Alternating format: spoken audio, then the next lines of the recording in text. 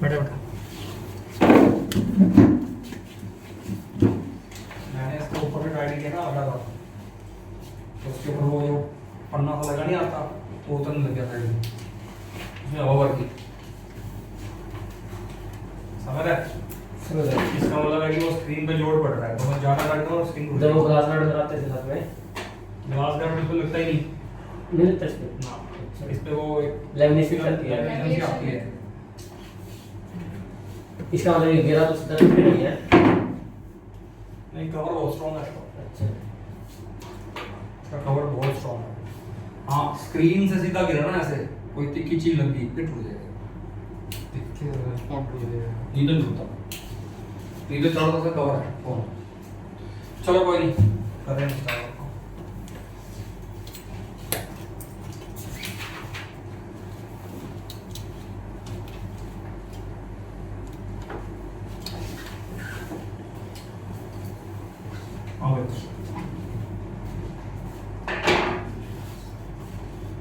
Topic पढ़ेंगे बेटा आज हम स्कैटरिंग। कितने टूटे? दो मतलब दो चार। आपके न्यूमेरिकल्स बहुत सारे पेंडिंग है मेरे हिसाब से। प्रिज्म के सारे क्वेश्चन पेंडिंग है मेरे हिसाब से अभी तक आपके। एक्सरसाइज क्या? एक्सरसाइज है कि हाँ तो करो। प्रिज्म के सारे क्वेश्चन पेंडिंग है अभी तक। मैंने वो टॉपिक रहा था आपको dispersion, angular dispersion, dispersive power, उसके सारे क्वेश्चन पेंडिंग है अभी तक आपके। वो क्वेश्चन करो भाई, आगे बात समझ में। और कल मैंने लेंस फॉर्मूला करा दिया, लेंस फॉर्मूला के भी सारे क्वेश्चन पेंडिंग है। बहुत समझ में आ गई? तो ये सारे क्वेश्चन करो। अब कल तो टेस्ट है तुम्हारा, कल कंफर्म टेस्ट होगा, और कल कोई छुट्टी मत मार देना, पहले बता रहा हूँ, ठीक है ना? कल कोई बच्चा छुट्टी नहीं मारेगा क्लास में। आगे बेटा बात समझे। अभी क्लास खत्म होने के बाद ना सभी बच्चे अपने अपने पेरेंट्स के नंबर लिख के जाना एक पेज के ऊपर। मेरे को पेरेंट्स के नंबर चाहिए हमारे। तुम छुट्टी मारो फिर मैं तुम्हारे पेरेंट्स को करूंगा कॉलेज टाइम। मुझे किसी टेस्ट में कोई छुट्टी नहीं चाहिए आज के बाद, ठीक है? स्कैटरिंग क्या होता है, स्कैटरिंग को समझना है अपने को, ठीक है? मैं आपको पहले एक कॉन्सेप्ट समझाता हूं कि स्कैटरिंग है क्या। मान लो ये एक रे ऑफ लाइट है, incident ray. It is a ray of light propagating in a medium. ये रे ऑफ लाइट है और ये किसी मीडियम में चल रही है। मान लिया ये रे ऑफ लाइट चल रही है किसी मीडियम में, और इसके रास्ते में उस मीडियम का क्या आ गया, एक पार्टिकल आ गया, ठीक है? This is the particle of the medium. इस पार्टिकल को बोलते हैं scatterer. What is the name of this particle? इस पार्टिकल को बोलते हैं स्कैटरर, ठीक है?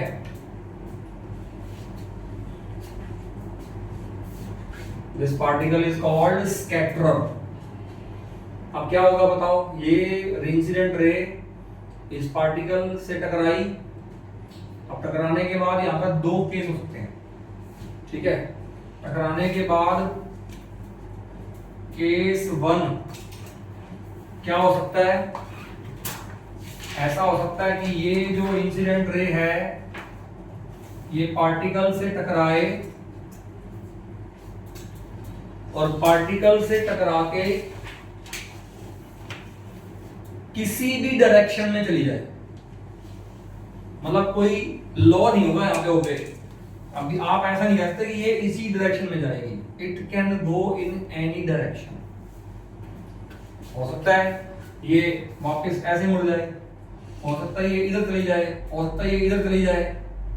तो इसको बोलेंगे स्कैटर्ड रे। ये पहला केस है, ये पहला केस है, ऐसा हो सकता है।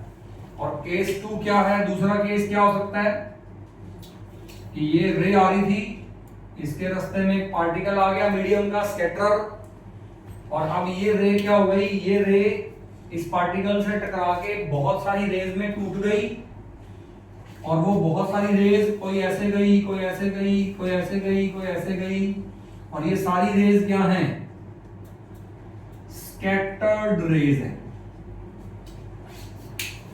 ऐसा भी हो सकता है। Are you getting?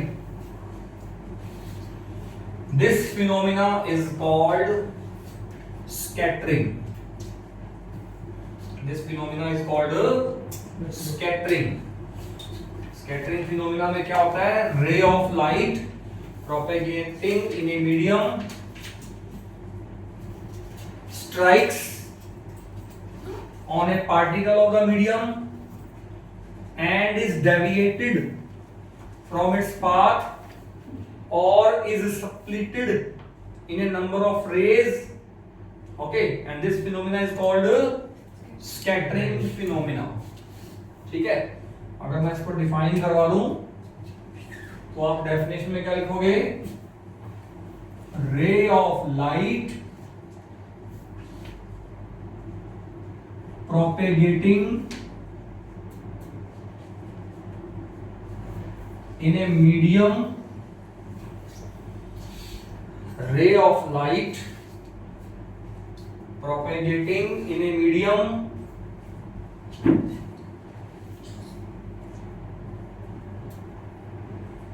strikes on particle of medium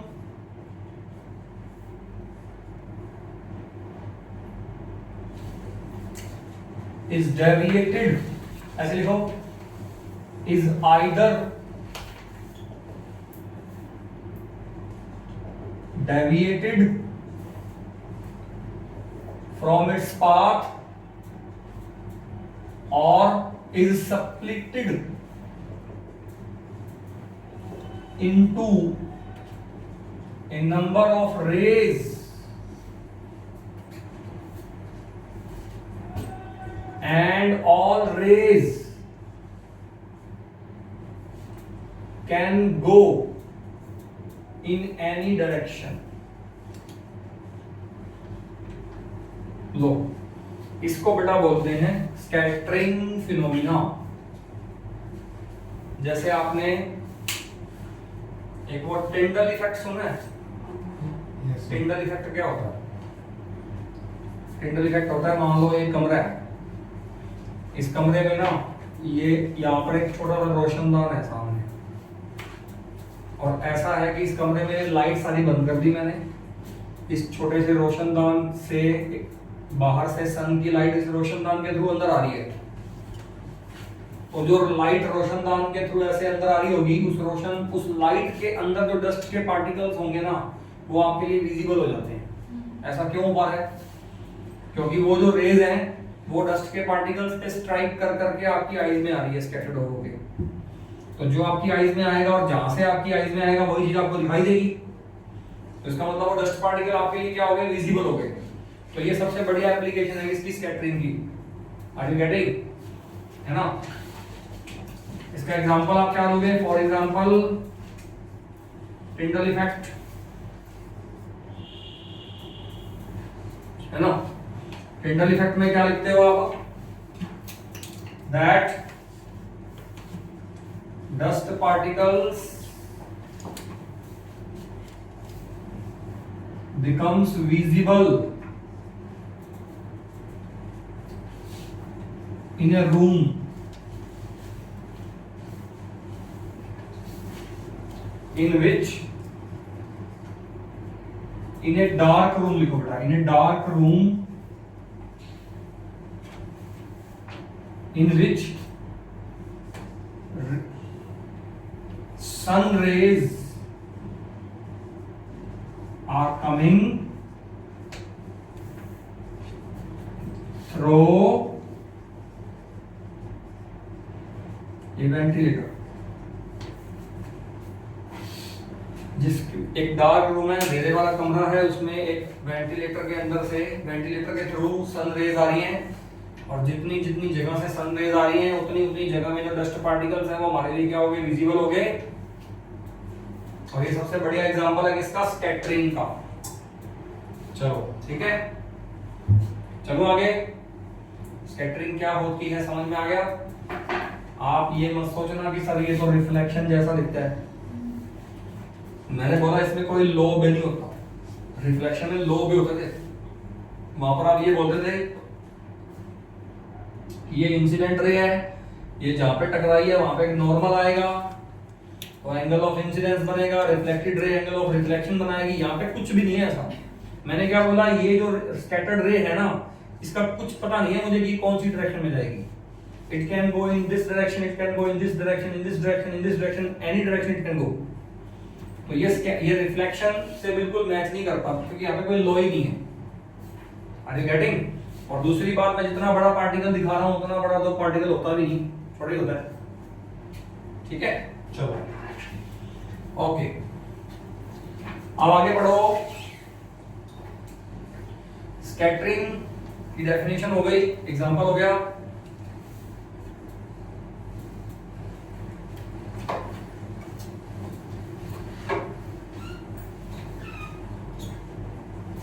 scattering की डेफिनेशन हो गई, एग्जांपल हो गया स्कैटरिंग। नेक्स्ट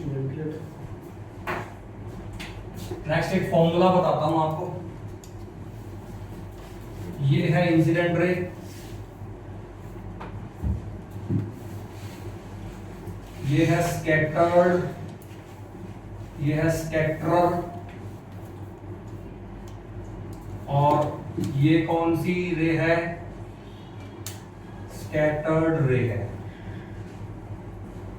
ये कौन सी रे है, स्कैटर्ड रे। स्कैटर्ड रे की intensity IS is the intensity of scattered ray. IS is the intensity of scattered ray. जो ये scattered ray है इसकी इंटेंसिटी IS मान लिया मैंने।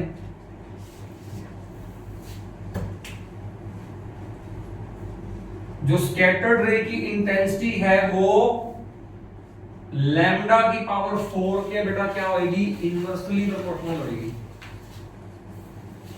अब ये आपको बताइए फॉर्मूला कहां से है, मैं कह रहा हूं फॉर्मूला याद करना। This is called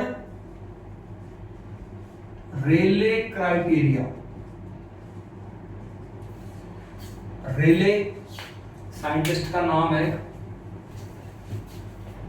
Rayleigh is a scientist, और रेले ने स्कैटरिंग का फिनोमेना डिस्कवर किया था, और उन्होंने ये एक फॉर्मूला दिया था कि जो स्कैटर्ड रे की इंटेंसिटी होगी वो स्कैटर्ड रे की वेवलेंथ की पावर 4 के क्या होगी, इनवर्सली प्रोपोर्शनल होगी। और ये रेले क्राइटेरिया वैलिड कब होता है पता है आपको? रेले criteria is valid only when x becomes very very less than lambda, where x is the क्या लिखा है उसमें, ये इसका स्पेलिंग क्या हो, intensity of scattered ray। वो यही घूम रहा है क्या यहाँ भाई? एक लाइन ऊपर हो, दो line. Rayleigh criteria is valid only when x is very very less than lambda, और x यहाँ पर कौन है, साइज। साइज का मतलब होता है डायमीटर ऑफ द स्कैटरर। देखो आपको पता है लैम्डा पहले बहुत कम होता है। ये लैम्डा किसका, लाइट का लैम्डा, लाइट वेवलेंथ का लैम्डा तो पहले बहुत कम है, और मैं लैम्डा से भी बहुत कम क्या ले रहा हूं, स्कैटरर का डायमीटर, मतलब उसका साइज ले रहा हूं। मतलब पार्टिकल बहुत छोटे होने चाहिए तभी रेले क्राइटेरिया होल्ड करेगा। अगर पार्टिकल बड़े बड़े हो गए, मतलब x अगर लैम्डा से बड़ा हो गया है ना, तो रेले क्राइटेरिया ओबे नहीं होगा। Are you getting? आपको पता है लैम्डा पहले ही बहुत छोटा है और मैं लैम्डा से भी बहुत छोटा पार्टिकल का साइज लेना चाहता हूं, मतलब जो मीडियम में से लाइट चला रहे हो ना उस मीडियम के पार्टिकल का साइज लैम्डा से बहुत बहुत कम चाहिए मेरे को, तब जाके ये क्राइटेरिया ओबे होगा। Are you getting what I am saying? समझ में आ रही है बेटा मैं क्या बोल रहा हूं? चलो अब ये जो रिले क्राइटेरिया हमने पढ़ा, ये क्यों पढ़ा? क्योंकि हमने अभी 3-4 क्वेश्चंस के आंसर देने हैं। वो 3-4 क्वेश्चन वही 10th वाले क्वेश्चन है जो आपने पहले पढ़े थे, व्हाई स्काई अपीयर्स ब्लू, है ना, जो स्काई है वो ब्लू कलर ब्लू क्यों है, क्यों दिखता है अपने को? Why the dangerous signals are always made red, red खतरे का निशान लाल रंग का ही क्यों बनाते हैं, उसको नीले रंग का बना देते हैं, लाल रंग दिखता ही नहीं, नहीं बिल्कुल पास आके दिखता। खतरे का निशान अगर लाल रंग का हो ना तो दूर से दिख जाता है, ठीक है ना, क्यों दिख जाता है दूर से, वही तो समझना है। और इसमें सबसे इंपॉर्टेंट एक और पॉइंट है, व्हेन ड्यूरिंग सन राइज और सनसेट, सन के अराउंड कुछ कुछ पार्ट रेडिश होता है, तो ये एक्सप्लेन करना पड़ेगा मुझे on the basis of scattering. अब इन तीनों क्वेश्चंस का आंसर आपको पता होना चाहिए। Are you getting? चलो करें स्टार्ट। हाँ भाई, सबसे पहला क्वेश्चन आ रहा है, why sky appear blue.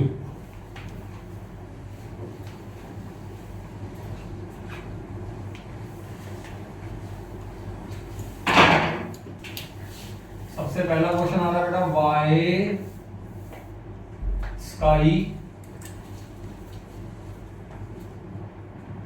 Appears blue. अब देखो नीला रंग एक्चुअल में कैसा होता है आपको पता है, नीला रंग तो एक्चुअल में कैसा होता है, लेकिन स्काई का जो कलर है वो एक्चुअली नीले रंग जैसा है क्या? रेड उससे बहुत कम है, फेड अप है ना। तो आपको पता है विद क्योर में जो लास्ट के 3 कलर है, वॉयलेट, इंडिगो, ब्लू, ये तीनों की शेड लगभग ब्लूइश सी होती है। वॉयलेट कलर देख लेना, बैंगनी कलर नीला नीला टाइप होता है वो भी, इंडिगो कलर भी नीला टाइप होता है, तो तीनों को मिला के ब्लू कलर जो बनेगा ना वो स्काई वाला कलर बनेगा यहाँ पर, ठीक है। वो काफी वो प्योर ब्लू कलर नहीं है, वो थोड़ा फेडेड कलर है, फेडेड ब्लू कलर है ना। तो स्काई ब्लू क्यों दिखता है अपने को? आपको पता होना चाहिए लैम्डा फॉर ब्लू और लैम्डा फॉर रेड में से ज्यादा लैम्डा किसका है? ज्यादा लैम्डा किसका है? रेड का लैम्डा ज्यादा, पीछे बताया था मैंने आपको, और मैंने अभी भी क्या बताया, according to Rayleigh criteria IS is lambda is inverse lambda के पावर 4। तो अब मुझे तुम बता दो इस फॉर्मूले से के अकॉर्डिंग टू रेले क्राइटेरिया मुझे बताओ ब्लू कलर ज्यादा स्कैटर्ड होना चाहिए कि रेड कलर ज्यादा स्कैटर्ड होना चाहिए? जिसका लैम्डा ज्यादा है, लैम्डा ज्यादा है तो लैम्डा की पावर 4 और ज्यादा हो जाएगा, तो उसकी इंटेंसिटी ऑफ स्कैटर्ड कलर वो तो कम हो जाएगी। तो रेड कलर इसका मतलब लीस्ट स्कैटर्ड होता है और ब्लू कलर इसका मतलब मोस्ट स्कैटर्ड होता है ना। तो आप क्या बोलोगे? It means red colour is least scattered but blue color is most scattered। अब इससे क्या समझे? स्कैटरिंग का मतलब होता है फैलना, बिखरना, है ना, कि कोई कलर की लाइट आ रही है किसी मीडियम के अंदर से, उस मीडियम के अंदर उसमें उसके पार्टिकल से टकराई वो लाइट और वो लाइट टकरा के बिखर गई, तो जो बिखरेगा मुझे तो वही दिखाई देगा। तो ज्यादा कौन बिखरता है? ब्लू बिखरता ज्यादा, तो ज्यादा मुझे ब्लू ही दिखाई देगा, इसका मतलब तो क्या आंसर बना? That is why sky appear blue, that is why sky appear blue. आगे बेटा वास्तव में डाला क्वेश्चन आंसर मिल गया।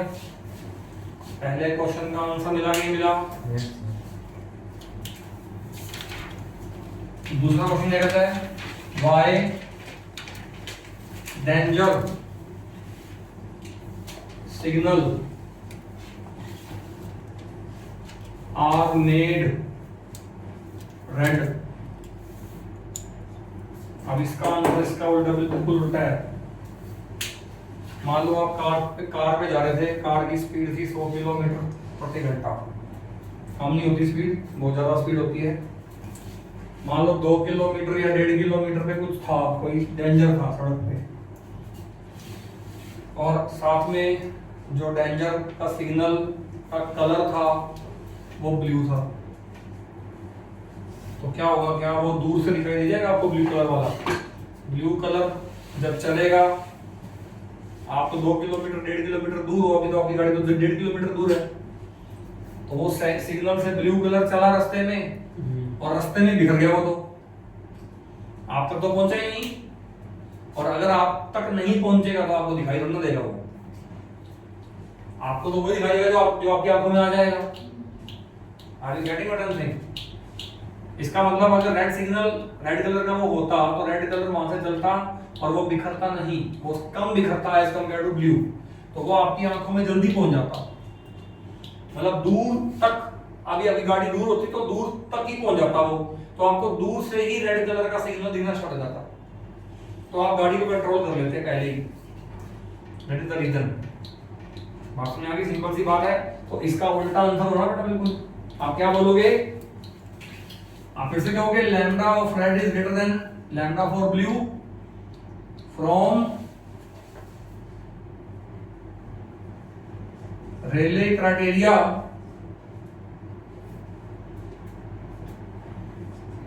IS inversely to lambda की पावर 4, hence red color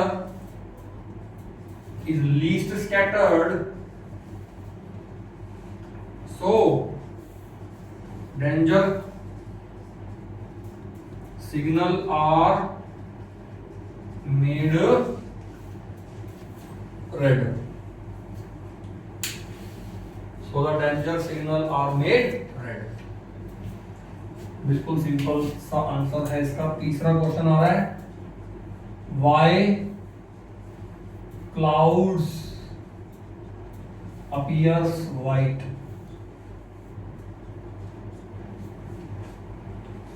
अब जो बादल हैं उनका कलर सफेद क्यों दिखता है अपने को? क्योंकि जिस हाइट पे बादल बनते हैं उस हाइट पे जो एटमॉस्फेयर में पार्टिकल्स का साइज होता है वो बड़ा हो जाता है लैम्डा से, तो वहां पे रेले क्राइटेरिया काम ही नहीं करेगा। मतलब आप उस हाइट पे ये नहीं कहोगे कि रेड कलर कम स्कैटर्ड होता है, ब्लू ज्यादा स्कैटर्ड होता है, वहां पे तो सारे इक्वली स्कैटर्ड होते हैं। तो सारे जब इक्वली स्कैटर्ड होंगे तो सारे मिक्सअप हो जाएंगे, तो हमें क्या अपीयरेंस देंगे? व्हाइट कलर की अपीयरेंस देंगे, और क्या देंगे? सिंपल सा आंसर है। पिंक पिंक सा होता है वो, हैं? पिंक पिंक सा होता है कई बार। कौन सा पिंक पिंक? आसमान रेडी होता है, पिंक कब होता है? यही पिंक होता तो है। देखा कभी? हाँ पिंक कब हो गया? वो लाइट येलोइश होता है, येलोइश। नहीं, येलोइश तो जरूर होता है, पिंक को नहीं देखा मैंने आज तक। थोड़ा हल्का हल्का पिंक हल्का वो रेडिशनेस ही होती है बेटा। और रेडिशनेस का आंसर मैं अभी आपको दूंगा, नेक्स्ट क्वेश्चन है, ठीक है? हाँ भाई, ये देखो जेसीडी में खबर रहती थी ऐसा होगा तो। हाँ तो ये रेडिशनेस की वजह से है। इसमें पिंक कलर कब आएगा बताओ? पिंक कलर जो है वो प्राइमरी कलर है कि सेकेंडरी कलर है? पहले तो ये बताओ। सेकेंडरी कलर है, 2-3 कलर को मिला के बनता है ये। तो उसमें इसका मतलब ये है कि 2-3 कलर मिक्स हो गए वहां, और मेजॉरिटी कलर उसमें रेड होगा, रेड से बनता है पिंक। तो वो वही रीजन है और कोई रीजन नहीं है, ठीक है? ऐसे कई बार येलोइश भी होता है, तो येलोइश भी ऐसे ही बनेगा, ठीक है? हाँ, तो इसका आंसर बताओ बेटा, क्या लिखोगे आप? लिखोगे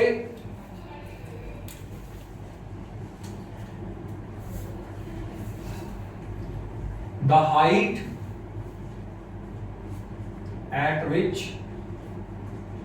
clouds are formed.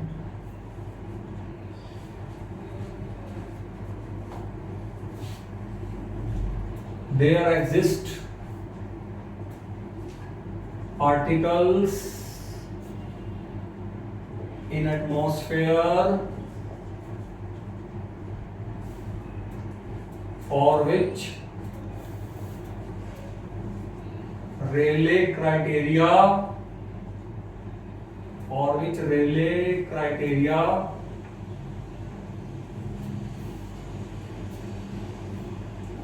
becomes invalid. Hence, all colors are equally scattered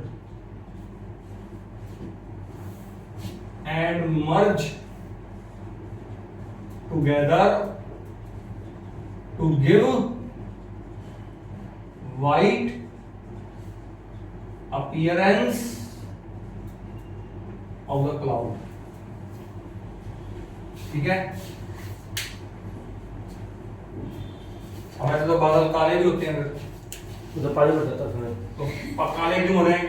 कोई भी चीज ब्लैक क्यों दिखाई दे रही है? क्योंकि उस पे जो भी लाइट गिर रही है वो वापस नहीं आ रही। तो वहां पे ब्लैक कलर ऑफ क्लाउड का मतलब सिंपल सा हुआ कि सारे जो कलर मर्ज हुए वो उसी के अंदर अब्सॉर्ब हो गए। हमारी आंखों में कुछ आया ही नहीं, हमारे आंखों में कुछ भी नहीं आएगा तो हमें तो ब्लैक ही दिखाई देगा ना। उसका आंसर ये है। ठीक है, चलो लास्ट क्वेश्चन आ रहा है। क्या क्वेश्चन है बताओ, साफ कर दूं? नहीं पढ़ा तेरा वजह से मुझे आ रहा है। क्या कह रहा है? हैं? मैं भी ये ऐसी चीजें पढ़ा दिया करो रोज ही।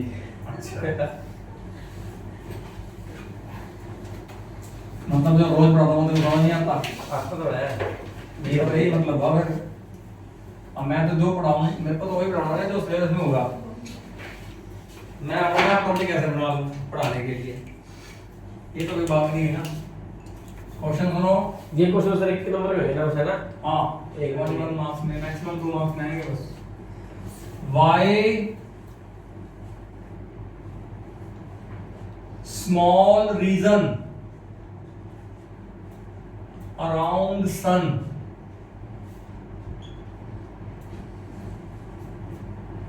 becomes reddish during sunrise or sunset? Sunrise के टाइम पे या सनसेट के टाइम पे? सन के अराउंड थोड़ा थोड़ा रीजन रेडिश क्यों हो जाता है?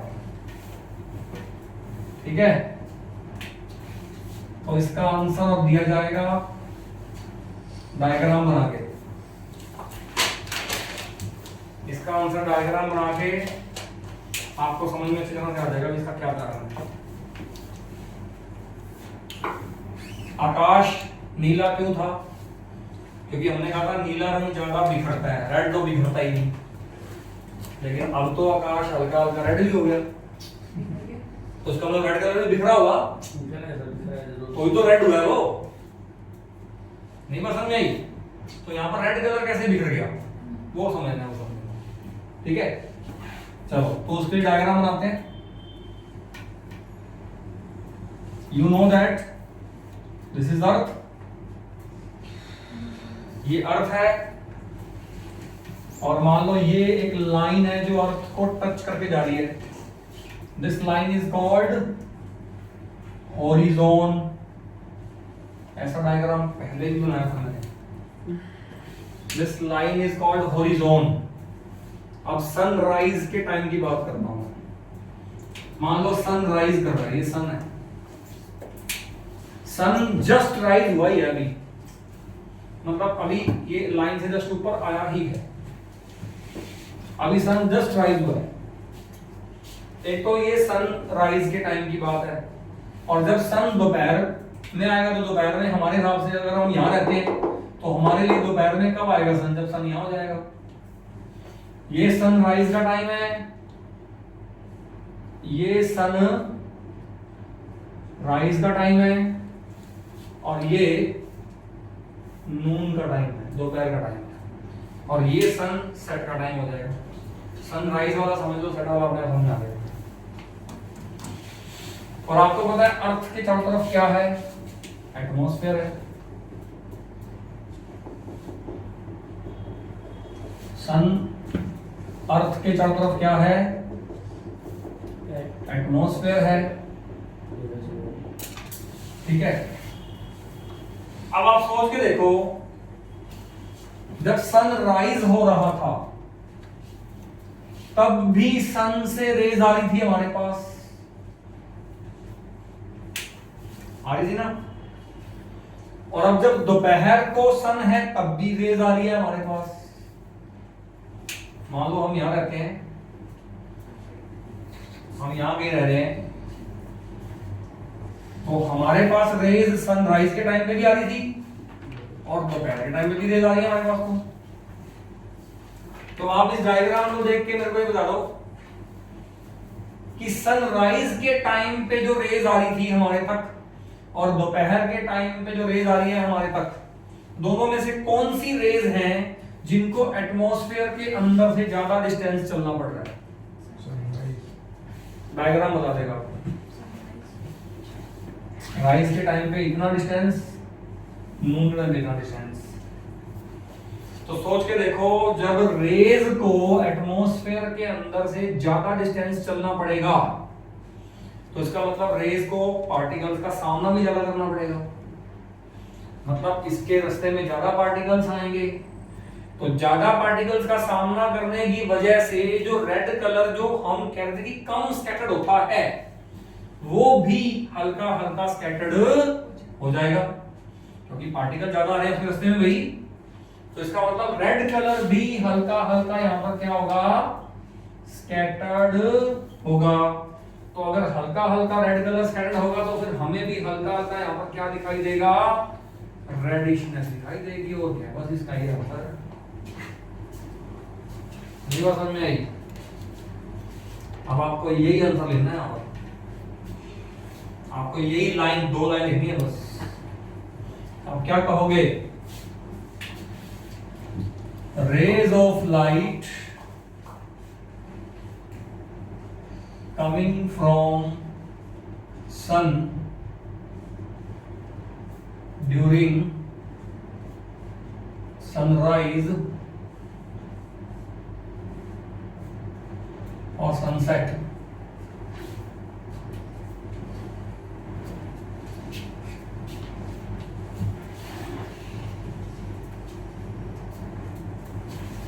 rays of light coming from sun during sunrise sunset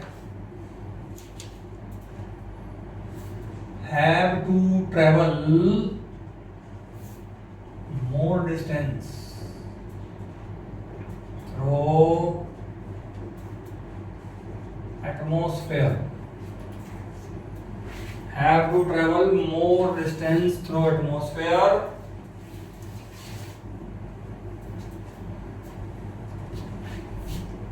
hence red color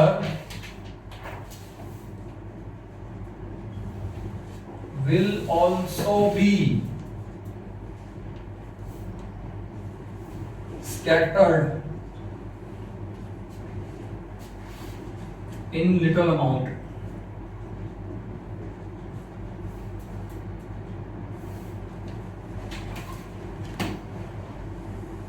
So region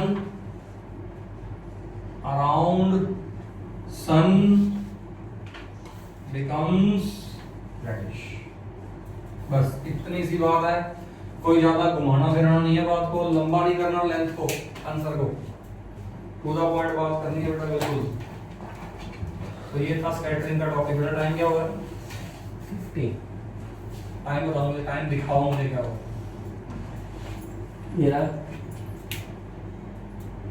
वो बंद हो गया। ये रहा 50 है वो। नेक्स्ट टॉपिक करवा दें। राउंड ऑफ कर दिया। अभी नेक्स्ट टॉपिक अब स्टार्ट होगा तो खत्म तो होगा नहीं वो। और कल तो तुम्हारा टेस्ट है। फिर वो परसों को जाएगी बात सारी, है ना? एक बार वीडियो बात करना, वीडियो बंद कर दो बात करनी।